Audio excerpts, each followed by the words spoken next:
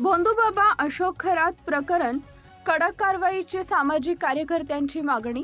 नमस्कार, आपण पाहत आहात चंचल वार्ता न्यूज जालना। नळदुर्ग येथून एक धक्कादायक आणि संतापजनक प्रकरण समोर आलंय। नाशिक जिल्ह्यातील भोंदूबाबा अशोक खरात यांना महिलांची फसवणूक करून त्यांचं लैंगिक शोषण केल्याचे गंभीर आरोप समोर आले। या पार्श्वभूमीवर संबंधित व्यक्तीवर तात्काळ आणि कठोर कारवाई करण्यात यावी अशी ठाम मागणी विविध सामाजिक संस्था आणि कार्यकर्त्यांनी केली आहे। या संदर्भात महाराष्ट्राचे मुख्यमंत्री तथा गृहमंत्री माननीय नामदार देवेंद्रजी फडणवीस यांनी नळदुर्ग पोलीस ठाण्याच्या प्रभारी IPS अधिकाऱ्यांमार्फत निवेदन सादर करण्यात आलं आहे।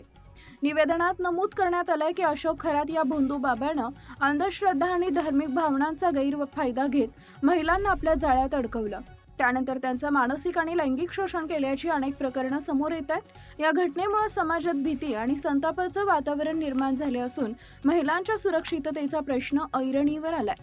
म्हणूनच अशा भोंदूबाबांवर कठोर कायदेशीर कारवाई करून पीडित महिलांना न्याय मिळवून द्यावा अशी मागणी करण्यात आली आहे।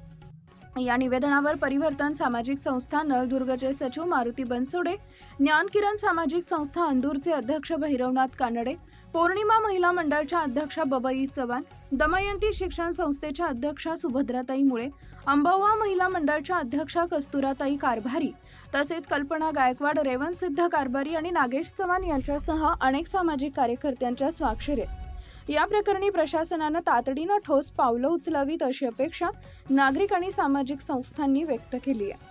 चंचल वार्ता न्यूज जालना, संपादक शिवलाल लोखंडे।